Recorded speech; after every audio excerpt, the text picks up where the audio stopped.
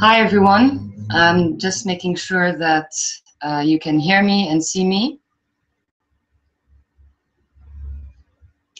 for me to start the presentation.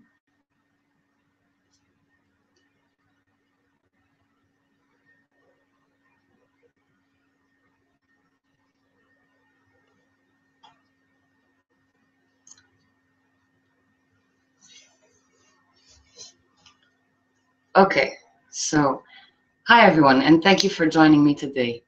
I've been on my spiritual quest for quite a while now, experimenting methods and techniques to better center and align myself. From yoga, which is a spiritual Hindu practice for the mind, body, and soul, to breath work, which is a conscious control of the breath, to better influence the mental, the physical, and the emotional state, to body work, which is a therapeutic technique that works on the body to dissolve emotions that are stored in the body, to meditation, to healing, and scanning a person's aura and energetic field. So my main target at the beginning of my quest was to feel good, but I discovered with time that it's not about feeling good, it's about getting good at feeling. So my interest in the notion of energy started to expand with time, and I'm a firm believer that in order to understand the concept, you must not only understand it in your mind, but also in your heart. So core is a beautiful path to learn and to grow and integrate that knowledge within your heart space and in your everyday life. So what if I told you that not only everything around you is energy, but the life that you see is an illusion, it's a hologram, it's a virtual reality, it's a matrix. And the only way to transcend that matrix is to actually train the eye to see beyond the physical. When I say eye, I don't mean our physical eyes, even though that's possible, but that's not the target here. So when I started reading Handbook 10, I said to myself, I've got to present this. I mean, spirituality and psychology are my fields of interest. So please do keep in mind that this presentation does not replace reading the handbook. It's only a summary of the handbook with my own personal notes and thoughts and research. So I've divided this presentation into three parts. The first part being an introduction of and some definitions of the word energy with some examples. The second part is related to how to create your own psychic environment. The third part is how you can work on your psychology and personality to better understand and to better achieve your life mission. I've prepared a PowerPoint for each part, and towards the end of each part, I will open space for questions, if any. So starting with the first presentation.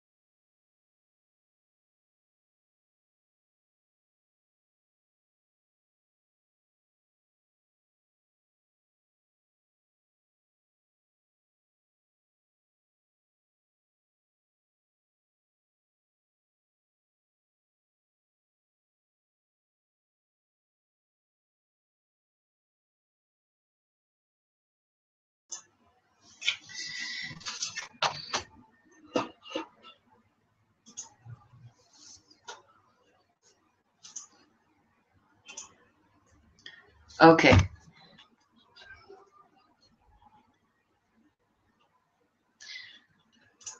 So We're starting with the first part of the presentation, which is some definitions of the word energy. I've included a quote from Aristotle: "The energy of the mind is the essence of life."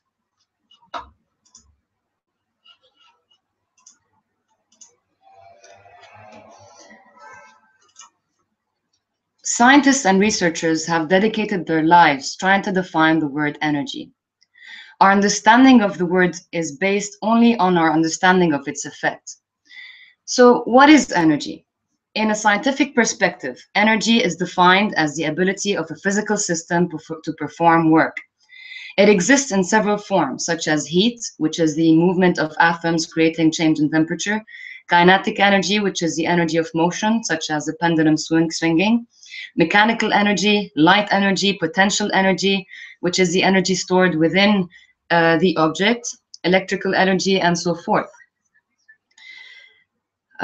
Referring to the law of conservation of energy, the total energy system remains constant without disregarding the fact that energy can be transformed. So, for example, if we take a ball at rest and throw it on the ground, this results in transforming a potential energy into sound energy, heat energy at the point of collision, kinetic energy due to the ball's movement. So let's keep in mind that just because energy exists, it doesn't mean it's available to do work. On a more metaphysical perspective, esoteric groups of people, being writers, philosophers, spiritual seekers as us, have given an equal amount of interest to this subject.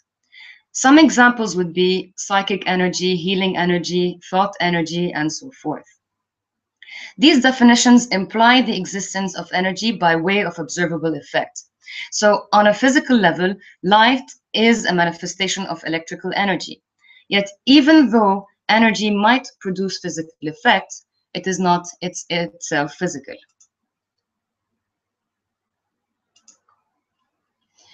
So how are we then to come to a clear understanding of this elusive, metaphysical, yet physically effective phenomenon called energy? So let's try and understand first, how is energy birthed? Energy is everywhere, within you and around you. However, it is only in certain conditions that we can become aware of its existence. So for example, we think that light and heat come from the sun. Yet why is it then when we move away from the Earth's atmosphere, the space around us becomes darker and colder? So we can come to an understanding that energy is the result of the interaction between the passive cause, which is the vibrations arising from the Earth, and the active cause, which are the vibrations that the sun is emitting. So it's due to this interaction between the passive cause and active cause, it's due to the passive cause that the light and heat are manifested and birthed in our atmosphere. Now, how is all this related in our understanding of energy, in our personality, behavior, thought, and in our everyday life? So the handbook discusses briefly the myth of the twins as partners, rivals, opposites, or halves of whole, who are rooted in this basic mystery of sameness and difference. Twins appear in the myths and legends of many cultures, but they are especially important in African and Native American mythology. The myth describes the two possible outcomes of a relationship between the royal twins. When in harmony, the relationship is stable. When disharmony exists, the relationship that was built will be destroyed. We can relate this with our own internal and outer state of being, our dual experience in this dimension. So to reach stability within oneself, we must harmonize that twin energy within us.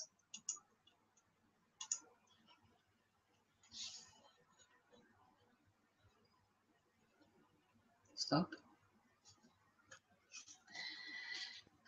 So I'm opening the floor now for questions for part one, regarding part one, if any.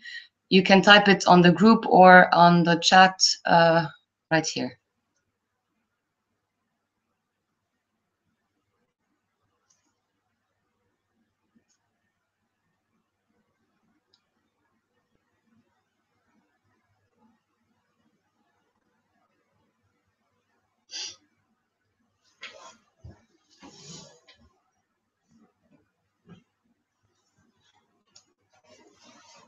Okay, so it seems that we don't have any questions, so we're gonna move to part 2.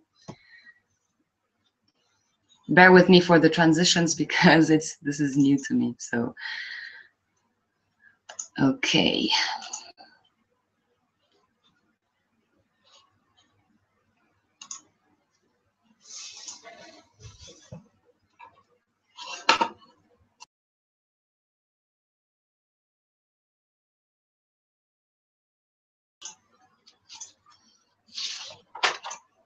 So in the second part, we would be talking about how to create your own psychic environment.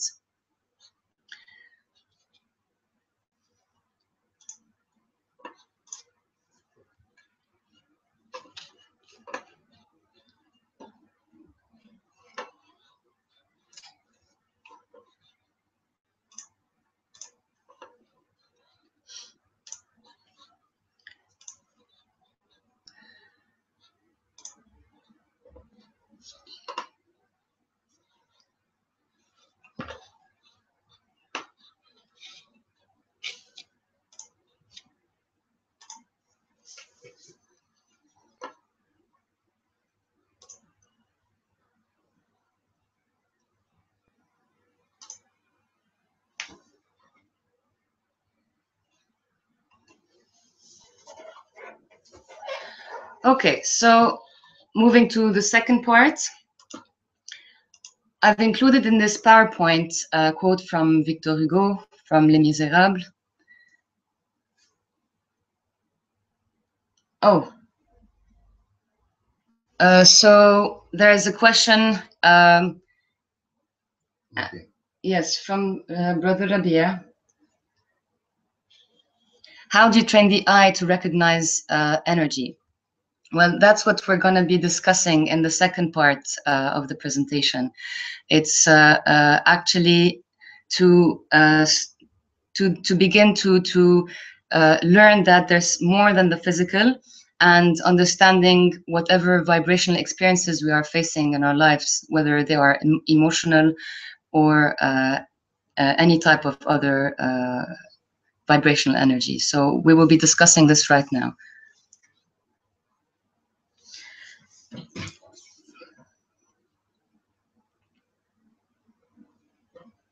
Another question?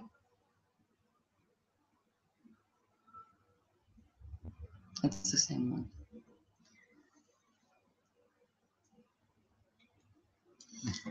Okay, so moving on to part 2. I've included a quote from Les Misérables, Victor Hugo. There is one spectacle grander than the sea. There is one spectacle grander than the sky, that is the interior of the soul.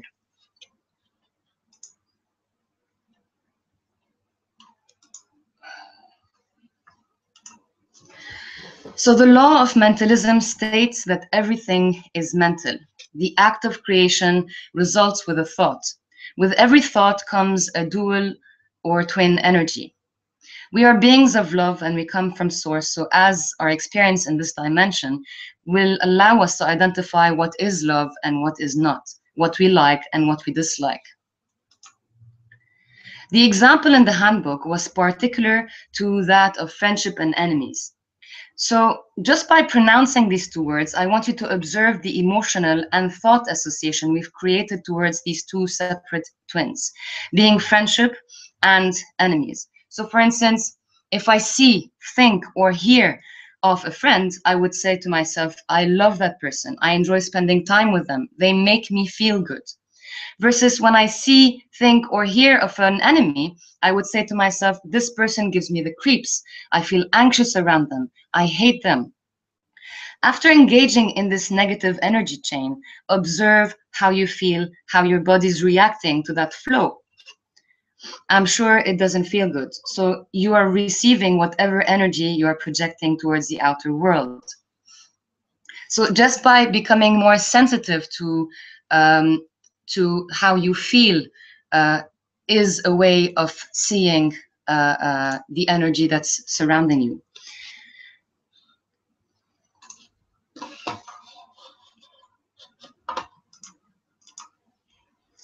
If we accept that both dual parts are parts of one big whole, we are then eliminating the possibility of conflicts within us. We are then transcending the duality, the natural pendulum of our lives, and rising beyond. And instead of engaging in this negative energy that is actually birthed within us, instead of going from love to hate as two opposites, we could come to the understanding that hate is the lack of love, like cold is a lack of heat, and unify these two opposite poles as one for a healthier and harmonious relationship within oneself. The energy you focus on will be the energy that's manifesting around you and within you. So focus on what you want and ignore what you don't want. So people nowadays focus on their problem by talking about it, thinking about it, and overanalyzing it, by giving into the negativity and the negative chain of energy. What if we stop that negative chain and learn to accept and surrender and just accept that we cannot control events in our lives? What we control is what we focus on, what we choose to focus on. So if we focus on the positive things in our lives, that's what we're gonna be attracting. And we're gonna have more room for solutions to arise instead of only giving all the energy towards the negativity in our lives.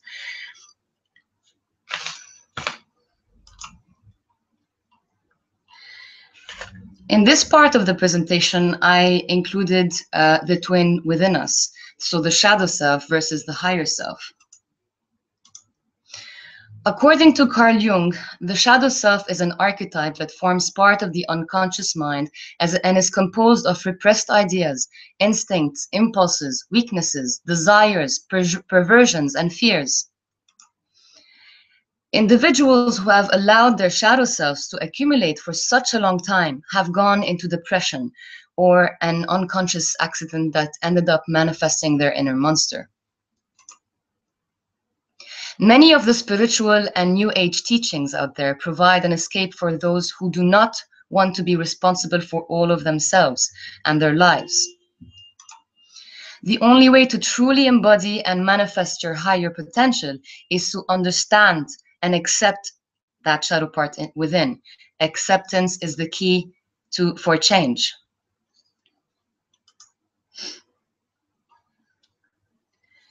So going back to the definition of energy, which is the ability to do work, we must then choose the type of energy to manifest the type of work that we want. So in this case, relating this to what was previously explained, the passive cause is our individual consciousness, and the active cause is the universal consciousness. Therefore, we need to harmonize and constantly align ourselves to eliminate that sense of discord within us and separation from our divine self, from source.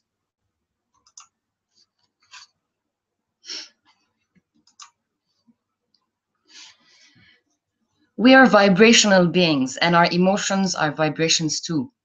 So if our emotions are vibrational energy, what is the meaning behind them?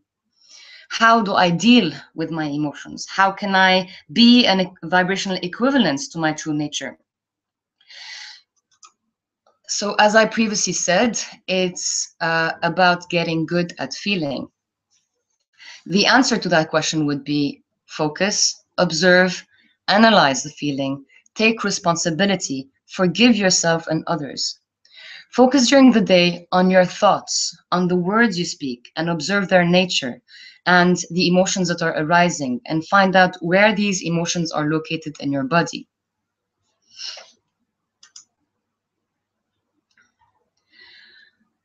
The technique of the mirror is a technique I will be discussing towards the end of this presentation. But before, I've included a quote from Hiram Powers. The eye is the soul of the window, the mouth, the door. The intellect, the will, are seen in the eye. The emotions, sensibility, and affections in the mouth. The animals look for man's intentions right into his eyes. Even a rat, when you hunt him and bring him to bay, looks you in the eye. So what I wanted to purvey here is that one way to attain your soul, one way to target, to speak to your soul, is through the eyes.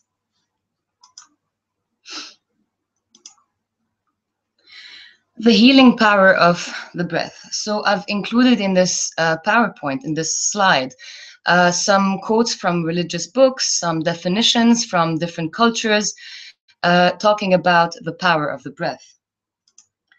Starting with a quote from the Bible, "Then the Lord God formed men of dust from the ground and breathed into his nostrils the breath of life, and man became a living being."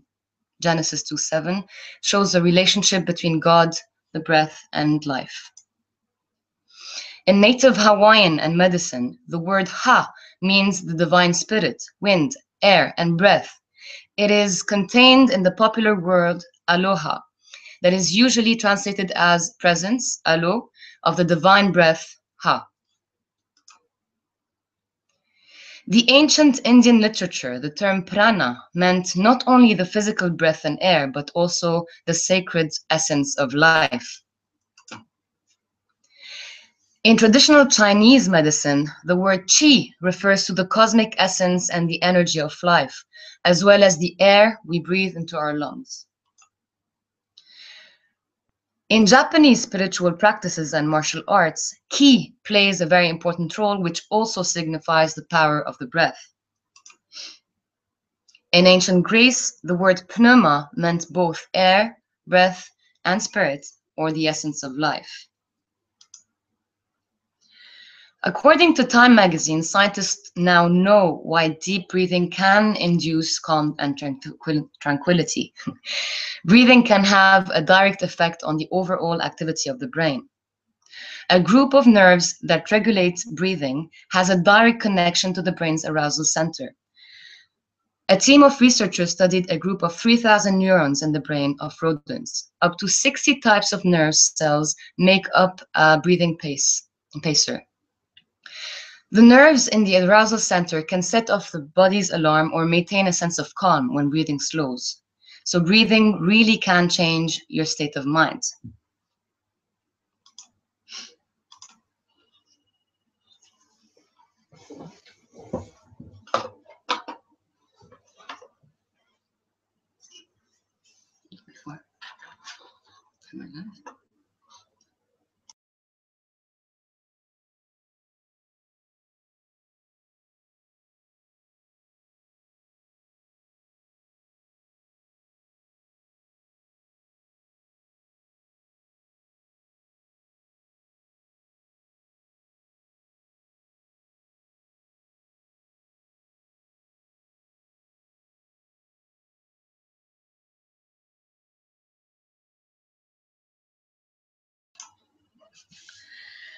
Okay, so I'm gonna talk about a small breathing technique that I do whenever I'm triggered with some emotions that I face in life. So, for instance, one of the main emotions that I've dealt with in my life is anger. Years ago, if I was triggered with anger, I would embody it. My body language, my vocal cords, my facial expressions, my words would become anger. Today, I bring to my awareness and remind myself to breathe. 3 deep breaths from the nose and with a pause, and then out from the mouth.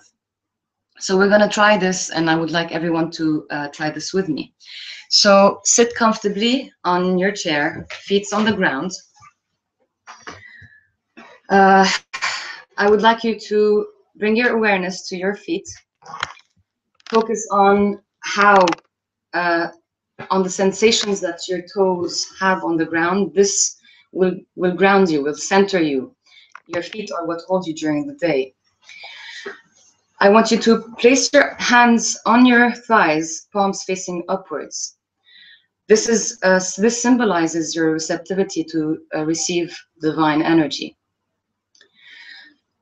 Close your eyes and breathe in from your nose Pause, and then breathe out from the mouth. So we're going to begin. Breathe in from the nose. Pause.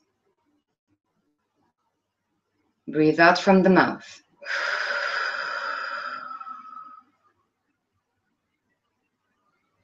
Breathe in from the nose. Pause. Breathe out from the mouth. Once again. Breathe in from the nose. Pause. Breathe out from the mouth.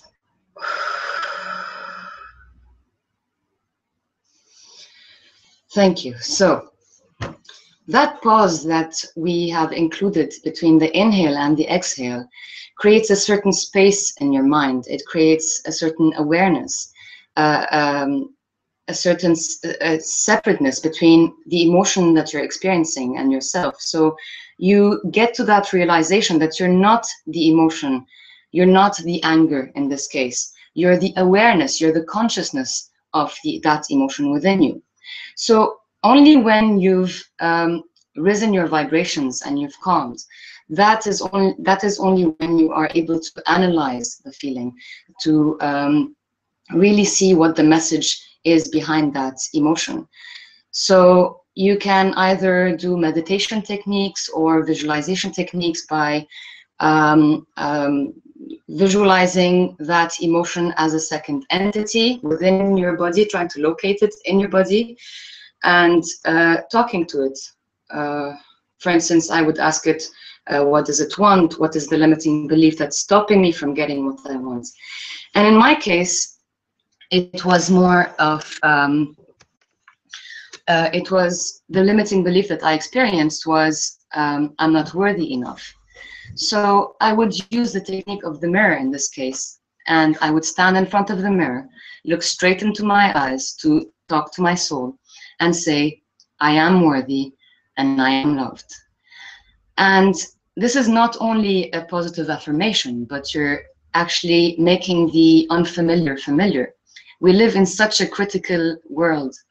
We're even critical and judgmental with ourselves. We're not used to being loving with ourselves. So and the brain loves what is familiar. So when you familiarize yourself with that kind of energy, you will integrate it. It's like you're reprogramming your mind to think in a different way.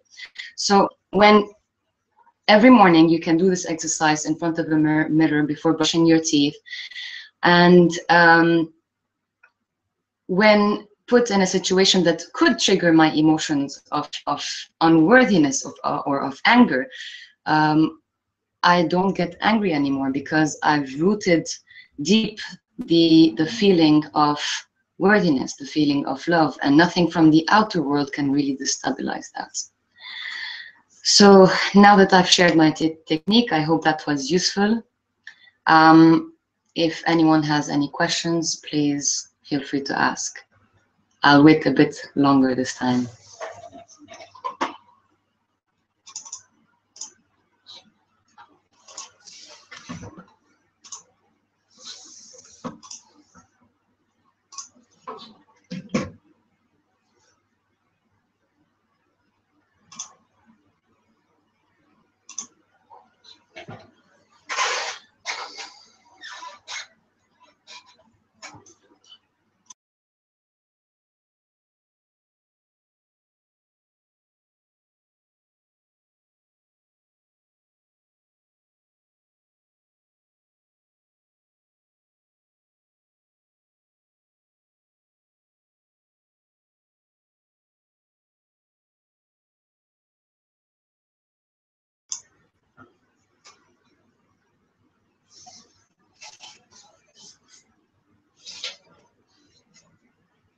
So any questions?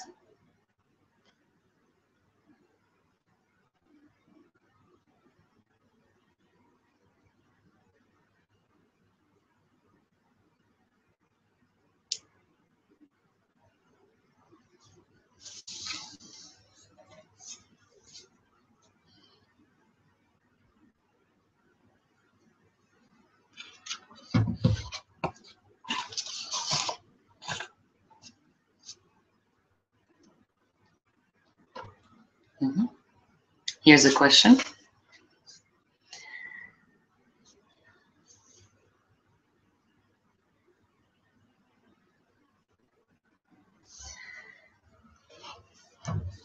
So the question is, why is the introduction of breath energy help rise your vibration and bring you closer to balance?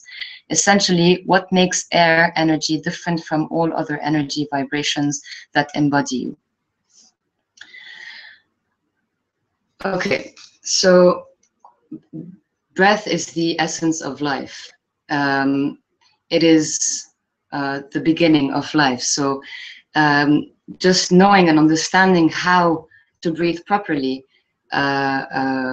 will really help you balance yourself. And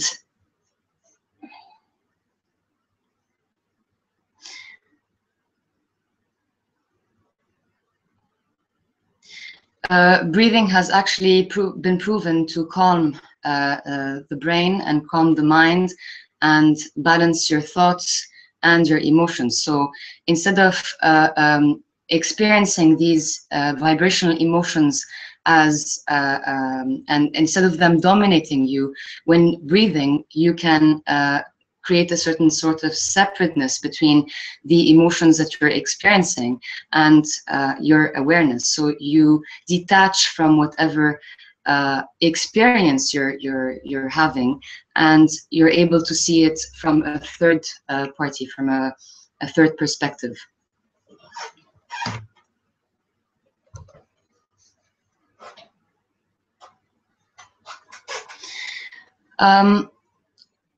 So the second question is, how long did it take you to get to the stage in meditation knowledge?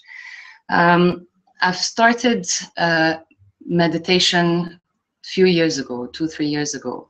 And I've been following a lot of techniques and methods that teachers have taught me. But then again, I reached a state where I've created my own techniques, my own ways, finding what makes me feel better, what soothes my soul and balances my person.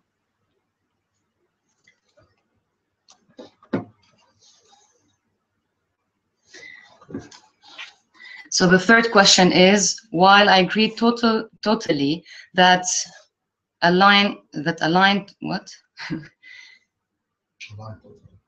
Align totally with your presentation, how can I stay positive with while among people that emit negative energy? We have to come to the understanding that we cannot control the events that are happening outside of ourselves. Yes, we are living in a dual realm.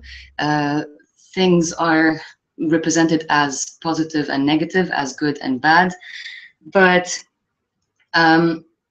you cannot control that, and you have to be able to let go and accept that it's above and beyond your control. But the only thing you can control is how you perceive things, your interpretation of things. So instead of shaping the experience that you're living as an experience that's negative and always focusing on the negative part of things, and that negative chain that you have created will actually manifest within you and outside of you. So you would be even engaging in more negativity and creating more negativity around you and within you, being from your thoughts, from your words, from your actions, from the events that also happened around you. Try and keep as much as possible a balanced view of things. Don't be too engaged in the swing and the pendulum of the events that are happening around you. As you push it to this side, the pendulum, it's going to swing to the other side. But when you stay centered, nothing can really affect you. Yeah, so that's about it. The third question.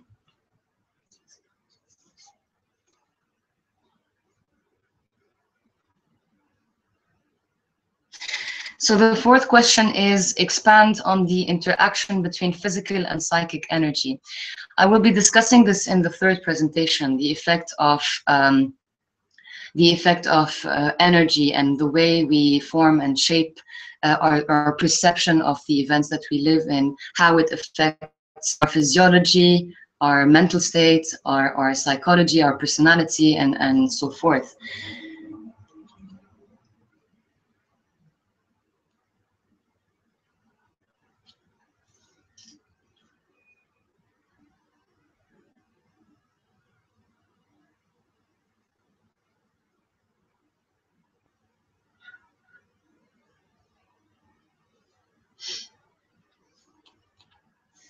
There seems to be one more question.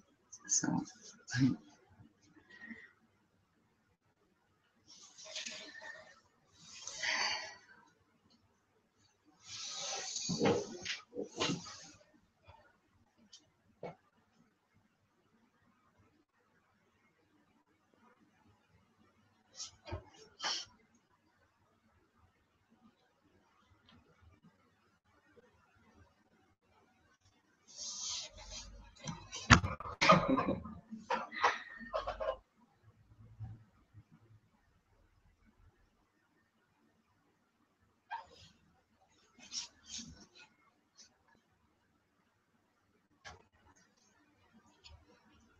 Okay, so few more minutes before going to the third presentation. I guess one more person is still typing a question on the group, so let's wait.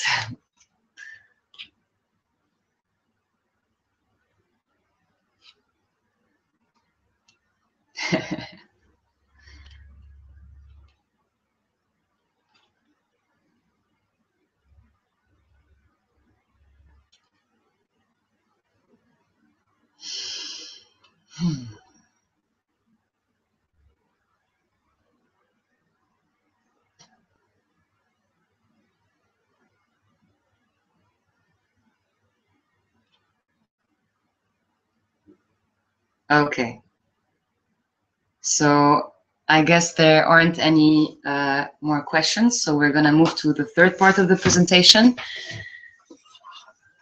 Okay.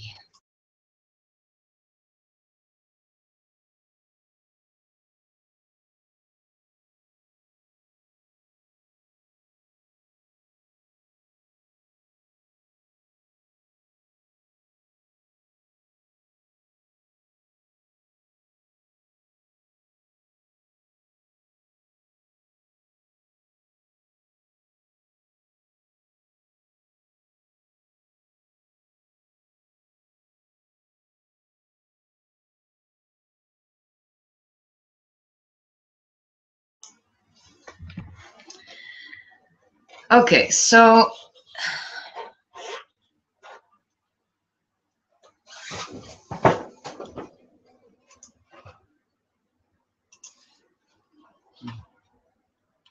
presentation screen. Okay.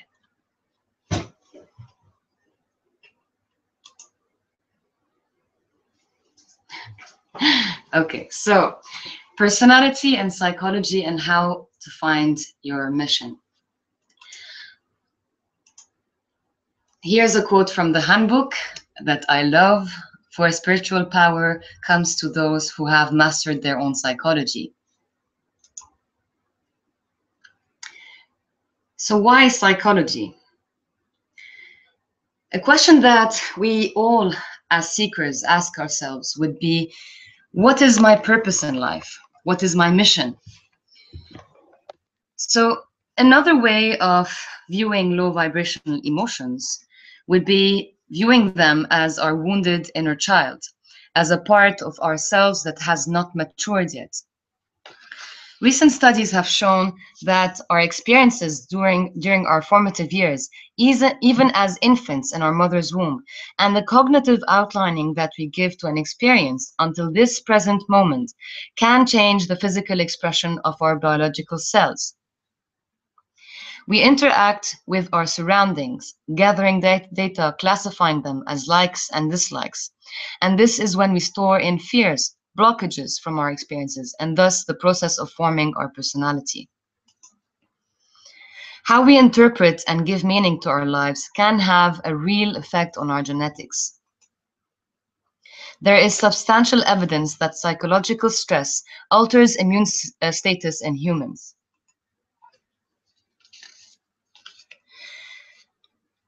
So many schools have proven what we've just discussed. I'm going to state few experiments that were done, that were actually stated in the handbook, starting with an experiment conducted at Brown's University in Rhode Island in the early 70s that evaluated the evidence of the hypothesis that psychological stress influences antibody responses to immunization of humans. Scientists at the National Institute of Health have found the same molecule functioning as messengers in the nervous system as well as in the immune system. This means that we are actually designing unconsciously our biological composition.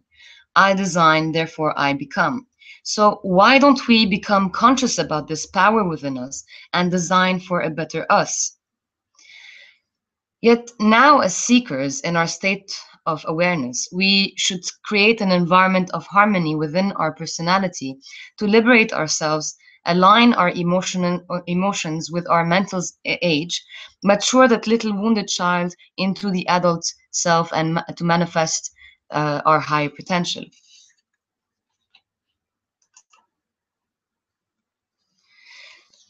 So, is the mind able to shape reality or adjust the chemistry and function of the body? Let us take a look at the example of a person who suffers from a multiple personality disorder. To start by defining it, it is when a person's body is inhabited by two or more personalities, moving in and out of dominance, altering the energy of the body, taking on entirely different ways of being. The different personalities have completely different minds, names, memories, race, nationality, gender, sexual preference. But what's most fascinating is their ability to shapeshift. Their physiology changes, and that can be observed. One example the handbook discussed is a person suffering from multiple personality disorder. And one of the personalities, let's call it X, had severe diabetes type 1, while the other personality, Y, did not. And this is not a pretend game. It was actually measured within the same body during the different personalities throughout testing. There are many other examples with different diseases, like cancer and so on. So the shift in the physical states happens instantaneously. What we call personality can be understood as our subconscious mind, or the consciousness of the body. So we understand from the above example that our personality is a manifestation of the soul, and it regulates the molecular structure and function of the body, being its immune system, nervous system, or endocrine system. It is the mind that organizes and forms the body and gives it the life as a conscious being. So we can conclude from this example that our physical condition is determined by our soul.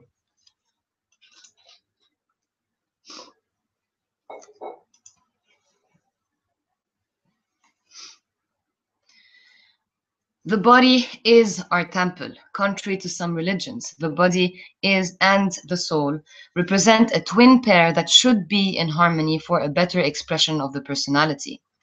Researchers are also proving the reciprocal interaction between mind and body, between deeply held beliefs and our personal psychology, and also between our deeply held convictions and the body's physiology. As an example, a person who believes in a vengeful and hateful God will end up being vengeful and hateful, and that will show in the person's physiology.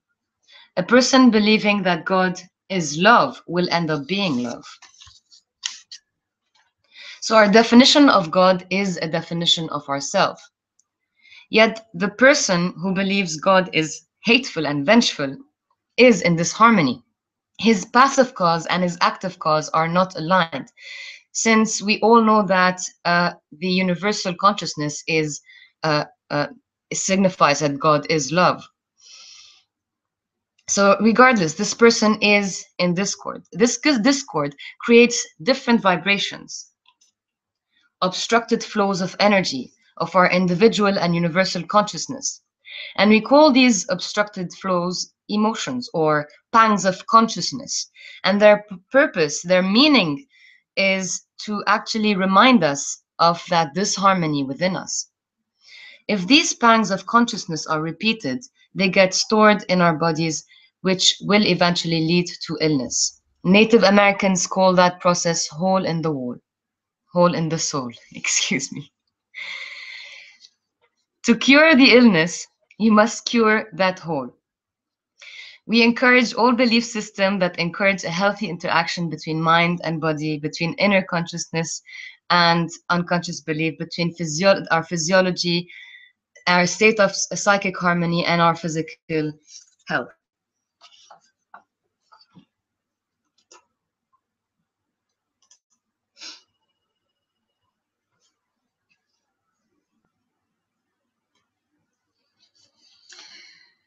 So,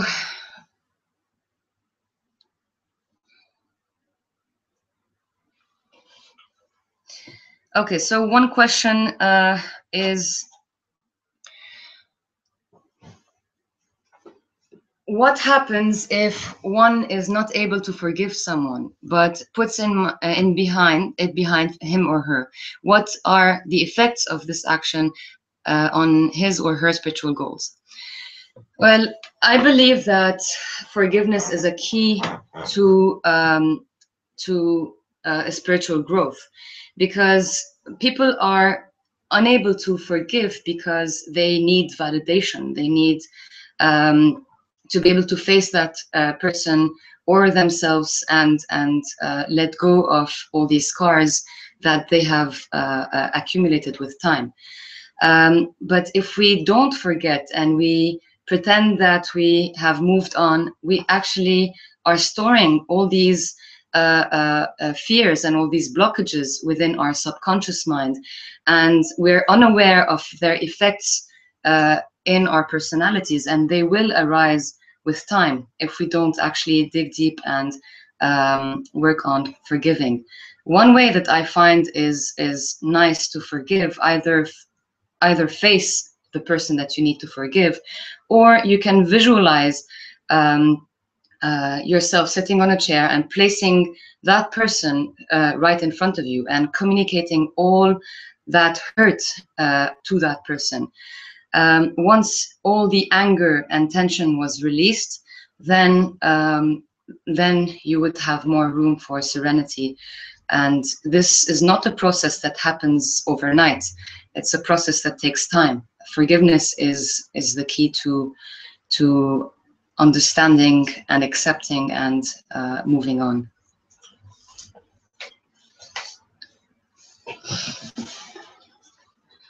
So we still have 10 more minutes, and I would like to conclude all this presentation by telling you to focus on grounding yourself, focus on healing your mental, your emotional, and your physical state as a holistic practice.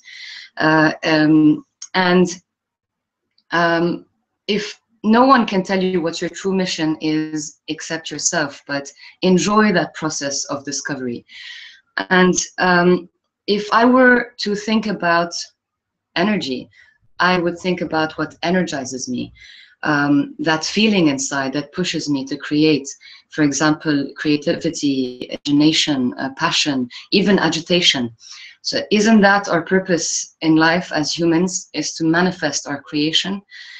So we always have a choice to transform our inner and outer worlds, and from depression to elation and ecstasy, from ignorance to wisdom. We always have a choice, so choose right. Thank you. So, any questions?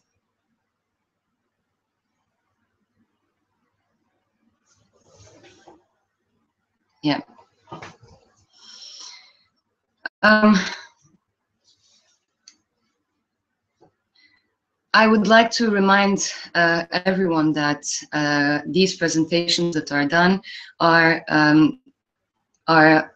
do not replace reading the handbook. So they're just summaries. They're just how each presenter integrated these handbooks in their daily lives and in their experiences. So I would advise you to read these handbooks, and if anyone is interested in presenting a handbook as I did right now, you can contact any mentor and let them know of that. So, and any final questions for the third part or on the overall presentation, you're welcome to ask.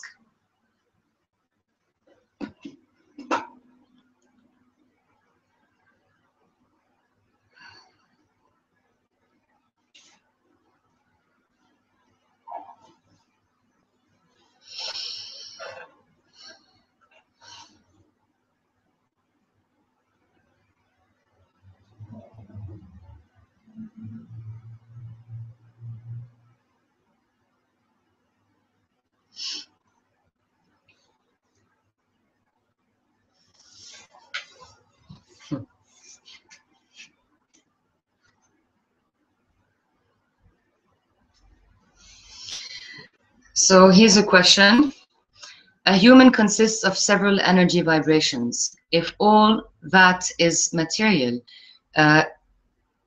is of a particular energy vibration, and if soul is an energy vibration on yet another level, then what is consciousness?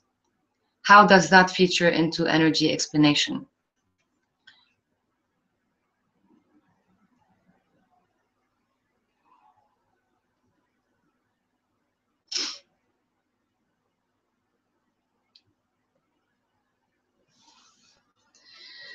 So everything around us is energy, and as spiritual beings living a human experience,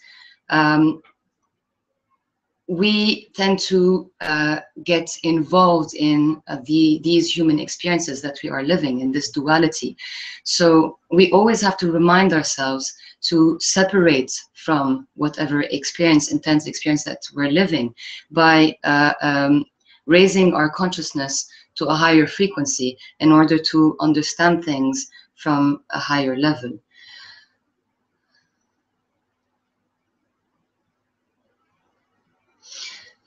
How would you please re-explain how the physical condition is controlled by the soul?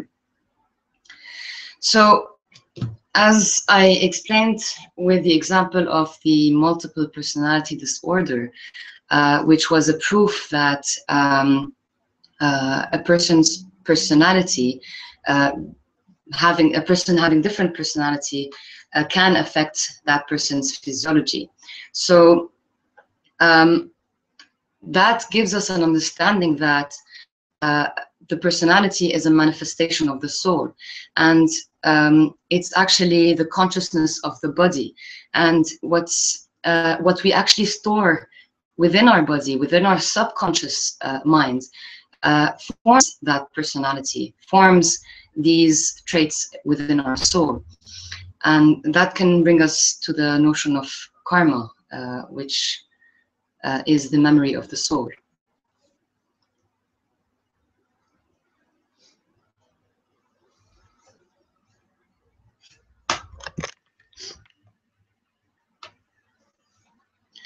Is it fair to say that one must also combine other energies in sync with forgiveness to elevate some inner pains or grudge towards another? Definitely, forgiveness and acceptance is the key to a higher state of living, to a higher state of spiritual expression within oneself. In order to really cleanse the mind, the emotions, the body from all these blockages that we experience, we have to forgive. and for a better expression of the divine within us. Another question. Do you think there's a possibility to live constantly with a state of mind that surpasses the concept of duality rooted in the physical world? That's an interesting question. I do believe it's possible, and I believe that it needs a lot of practice and a lot of time. And the importance is to really be gentle with yourself. So if ever you realize that you get angry, or you get stressed, or you experience any of these low vibration emotions, or you're unforgiving, or you engage in this negative chain of energy, the importance is to catch yourself and bring yourself back to the awareness by applying these techniques and these methods to rise your vibration, and to separate from these dual concepts, this twin within us, and to be able to transcend and rise beyond the matrix that we are living. All right, everyone. Thank you for assisting me in this presentation. It was a pleasure. Much love to everyone, and Caritas.